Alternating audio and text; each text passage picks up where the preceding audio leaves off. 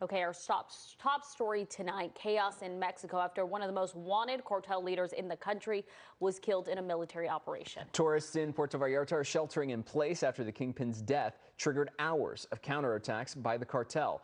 Our Lori Perez starts off our team coverage of this developing story with the government operation. Lori? Well, experts say this is the most significant development in the history of drug trafficking in years because El Mencho, as he's known, is on par with El Chapo and other cartel leaders. His death could have repercussions around the world. 59-year-old Nemesio Ruben Oseguera Cervantes was Mexico's most wanted man and the leader of the Jalisco New Generation Cartel. Their drug trafficking reportedly reaching 6 continents, supplying cocaine and heroin, fentanyl, and meth. Mike Vigil is former DEA chief of international operations. He's one of the biggest drug capos in the history of drug trafficking around the globe.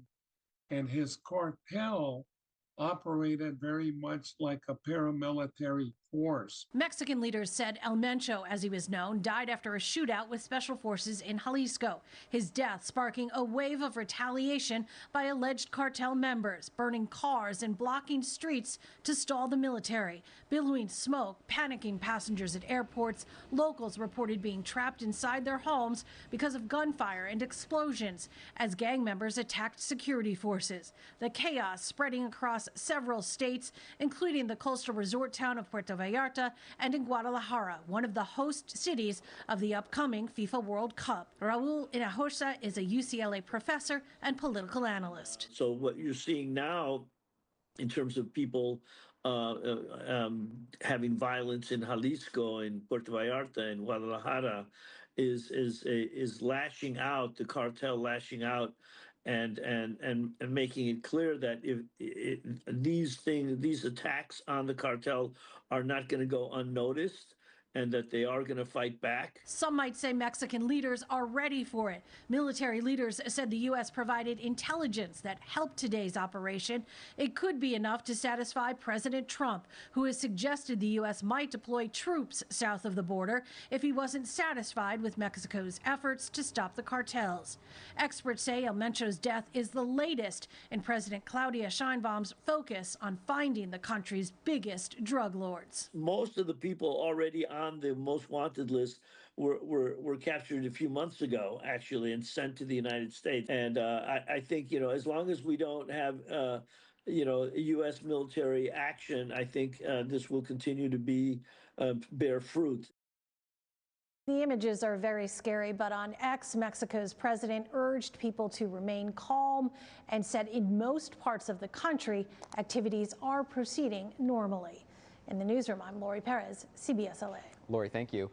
Amid today's unrest in Puerto Vallarta, U.S. citizens in Mexico are being told to shelter in place. CBS LA's Lauren Posen spoke to some of the tourists and Americans living in Mexico who say they've never expected this kind of violence. Explosions and fires ripped through the popular tourist destination of Puerto Vallarta Sunday. Well, they were just like large, dark gray plumes of smoke. There were multiple, and it was kind of it was like they all came together to create this one big dark cloud, but we could definitely see dark gray smoke coming from the window. Adrian Moorfield is stuck in Puerto Vallarta. His flight got canceled due to security concerns after Mexico's Ministry of Defense says security forces killed the leader of Mexico's Jalisco cartel, known as El Mencho, during an operation Sunday. Unfortunately, there were no available flights to get us out of PV until Thursday. So we were rebooked on a flight out on Thursday. And then after we were rebooked, then we got the notice that our existing flight was canceled.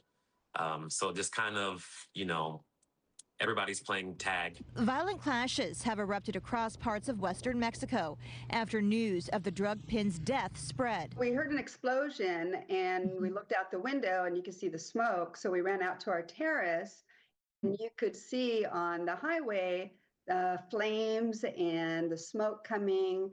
and we didn't quite know exactly what was going on. On Sunday, the U.S. Embassy in Mexico posted on X a widespread order for U.S. citizens to shelter in place until further notice.